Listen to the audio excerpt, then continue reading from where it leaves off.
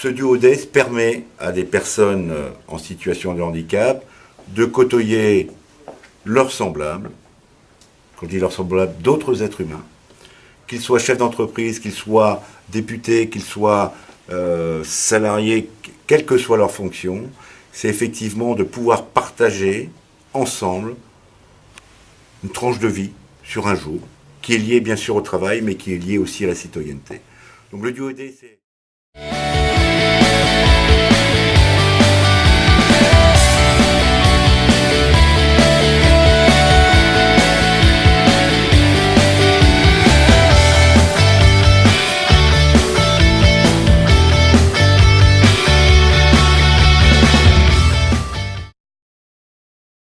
Programme de la journée ce matin, réception de marchandises, ensuite mise en rayon, ensuite accueil clientèle, et cet après-midi ce sera de la caisse, et ainsi qu'on va essayer de faire un petit peu de traiteur, donc le traiteur, tout ce qui touche au fromage. Ce matin j'ai fait le graffiti, j'ai préparé la recette, j'ai tout fait, après j'ai fait le service le midi, j'ai mis un peu la salade sur les assiettes, d'accord, après un peu les sauces.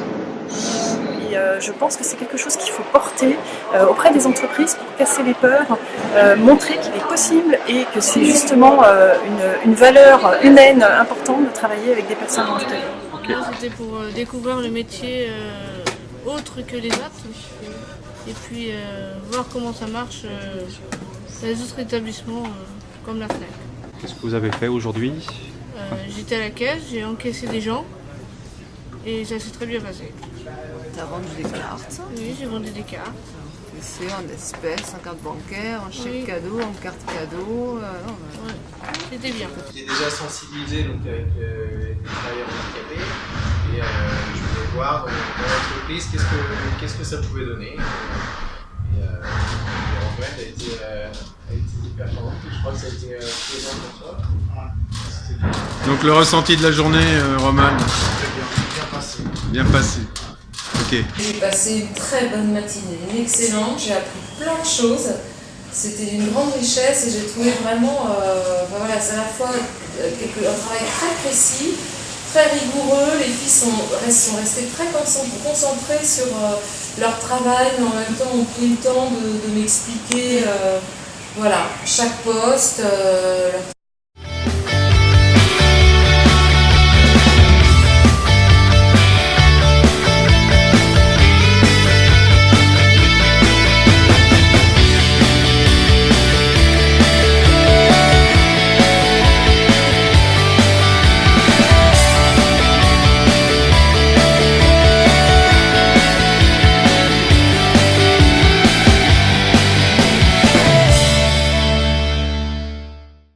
C'est vrai aussi que dans nos projets, on a des phases sur la sensibilisation aux différences.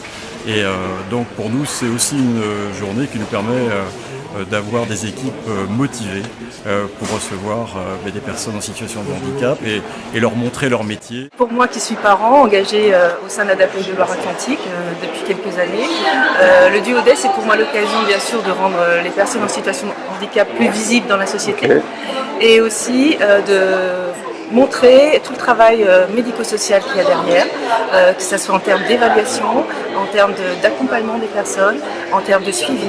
Je pense qu'il faut valoriser notre métier, en tout cas celle de nos professionnels. Je n'aime pas le mot situation de handicap, malheureusement c'est ça.